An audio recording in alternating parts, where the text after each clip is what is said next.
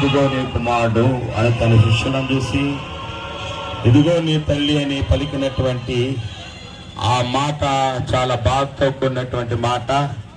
మరి యేసుక్రీస్తు ప్రభువారు తన కుటుంబం కోసం బాధ్యతతో కూడినటువంటి ఆ మాట. మరి అమ్మ ఇదిగో నీ కుమారుడు అని తన శిష్యులందరినో, మరి తన ప్రియాతి ప్రేమైన శిష్యులని యోహాను చూసి ఇదిగో నీ తల్లి అని తన బాధ్యతను అప్పగించిన మాటగా మనకి తెలియపరుస్తా ఉంది. కేసాన్పల్లి గ్రామ ప్రజలకు విజ్ఞప్తి, ఈరోజు మంచి శుక్రవారం. ఎందుకు దీనికి మంచి శుక్రవారము?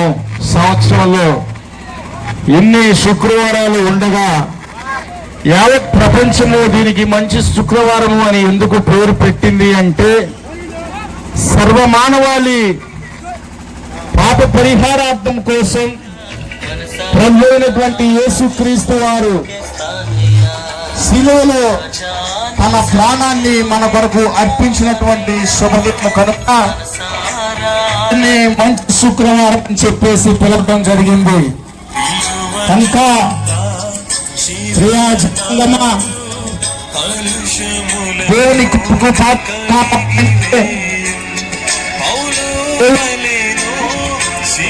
మన శిరస్సును ఉంచి మన పాపాలని ఒప్పుకోవాల్సినటువంటి ఆవశ్యకత పైన. కనుక ఈ యొక్క శుక్రవారాన్ని చూడలేనటువంటి ఎంతో జనం